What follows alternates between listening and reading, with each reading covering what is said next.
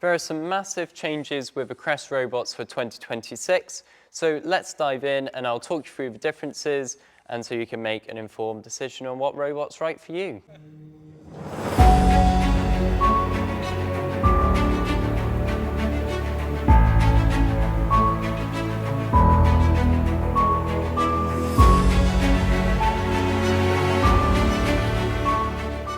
So I'm first going to talk through the features that are all shared between the robots, and then I'll go through all the different changes between, the smallest one, the medium one, and the big one, so that you can get all of the basic features, and then we'll go through all the differences between them. So the first thing we're going to talk about is the price. So they're anywhere from about £900 up to £4,000 at the time of recording. Prices may change and vary, but that's just the rough prices at the moment. So we're going to start with why a robot mower. It comes out every day or every other day and mows your lawn completely, meaning you're not having to go out there and cut the lawn. It saves you time so you can do the hedges, the trimming, or your flower beds rather than sat on a mower. Also means if you're working or anything and you can't get back in time, you don't have to get back from work immediately on a mower and back out again. So these robots all work with RTK, which is real-time kinematics to the power of network. Now I know that doesn't really mean much to most people, but let me sort of try and explain it a bit. So these robots use GPS,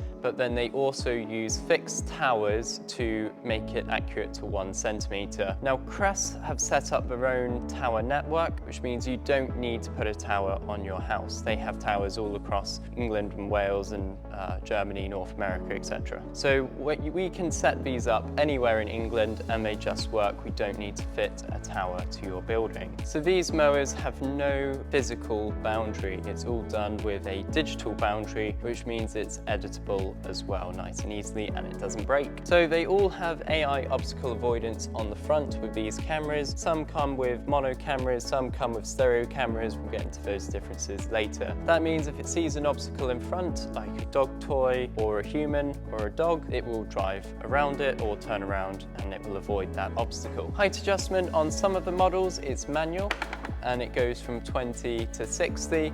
On some other models, it's electric and goes from 20 to 60 as well. Some models have the side trim, which is also a manual height adjustment no matter what model you have. They all come with rain sensors on the side, and so it can detect when it's raining. Now, you can use that information as you will, so you can have it either stop when it's raining, wait for it to be dry, wait a set amount of time and then come back out, or you can just have it set to mow when raining because we live in England. It rains a lot, so you might need to just get them out there all the time. Let's flip one up so we can see underneath and have a look at the wheels. So the tread pattern is slightly different to last year, it's just slightly more grippy. And once again, the front wheels are on casters. On this one, we do have a 4-wheel drive, which we'll look at later. So these have a nice solid metal bar, it runs into the machine, and these front wheels are just coasters. There's your blade disc, so you've got some sort of like Stanley blades on the bottom there. We normally recommend changing those about 3 times a year. On some models, you've got the side trim that goes on the side there, which I'll show you on the 4-wheel drive. These motors also have regenerative braking, so on the downhills, you'll get some of your energy back. It's obviously not going to be the same as going up the hill, but it just adds that tiny bit extra. And speaking of us living in England and it raining a lot, these robots now come standard with wheel brush kits. It used to be an extra add-on, but it's now a standard feature. So it comes with wheel brushes in the kit, and they just clip on the top there. And so it keeps your wheels a bit cleaner if it's going out when it's wet. These robots now charge by driving in forwards using the camera to detect the base station. So on the previous models, you used to have a magnetic strip that came out, but these ones can just see it and drive in, which means you can have it inside your shed if you leave the doors open, or down a wiggly path, it doesn't matter. As long as these robots can drive there, you can place your base station there.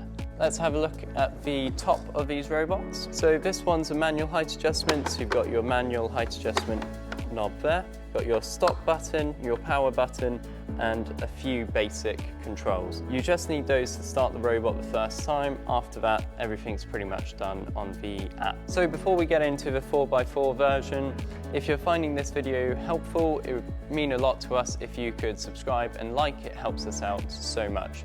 Also, if you want to see a video on how they are self-installed, we've just done one recently. We'll leave a link to that in the description and at the end of the video.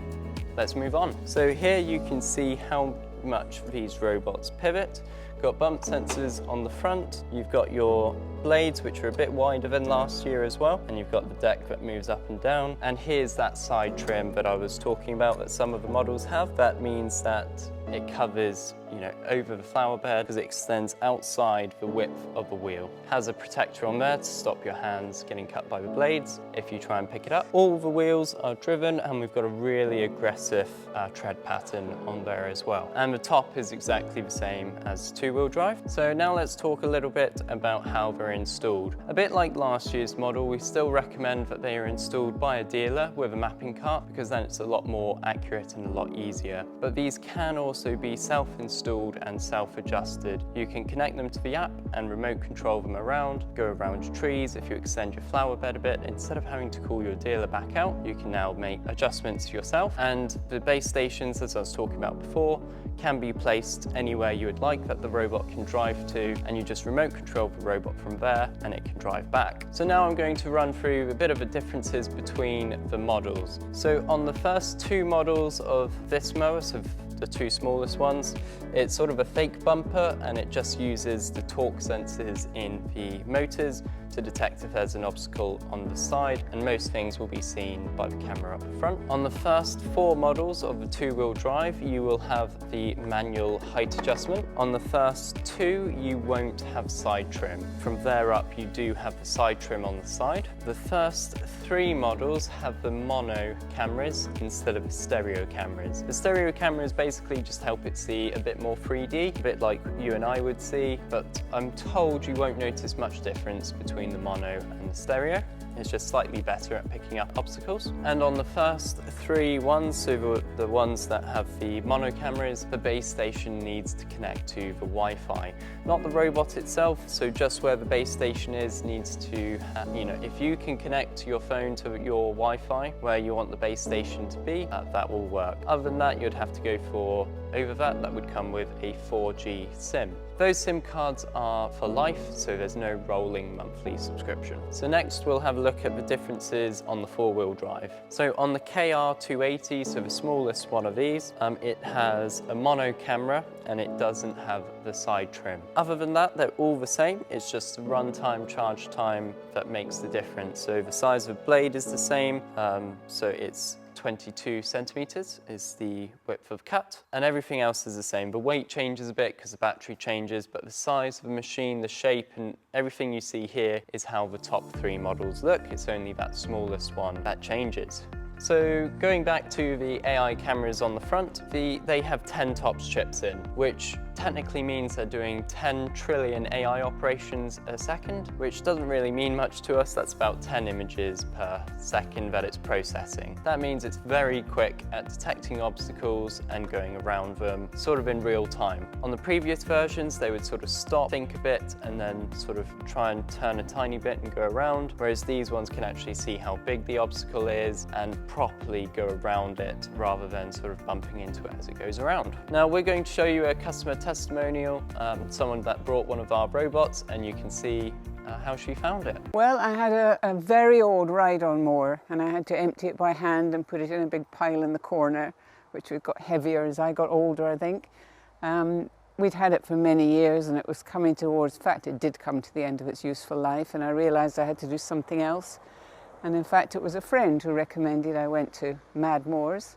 And when I got there and explained my predicament, I expected them to show me another ride-on mower, but they said, "Have you thought about a robotic lawnmower?" "No," said I. "Are they any good?" Oh, terrible question. Anyway, they said, Michael in fact said, "Would you like me to come out and give you a demonstration?" Well, I said, yes, that would be lovely. I have to say that at the same time my husband was very ill in hospital, and that was becoming a struggle, and the lawn became a nightmare, wondering how I was going to keep on top of it. So they came along and he did the demonstration, and within 5 minutes I knew that this was the answer to my prayers. some friends had already got one, but they had to have wires everywhere or an aerial or something. So I was really impressed to discover that this one was done entirely by GPS, and I could control it with my phone and find out if it was doing all right. And the fact that it just does everything. I thought my lawn would be too bumpy, that there were humps and hollows, that there were trees and shrubs and all sorts of things in the way, a pond, various obstacles. I never dreamt that it would manage to deal with them all so effortlessly, and to be honest, it's like magic. I should have done it I shouldn't have done it years ago, because now I've got the latest technology and I just think it's absolutely fabulous. So I hope you found this video helpful, and you can always email or phone us for any questions. Even if you're not near us, even if you don't plan on buying from us, we can still talk you through the different range and help you through. We're here to help. So you can visit us at madmowers.uk or phone us on 0333 006 4332, or send us an email at info@madmowers.uk, or just comment on this video and we'll get back to you. Thank you, bye.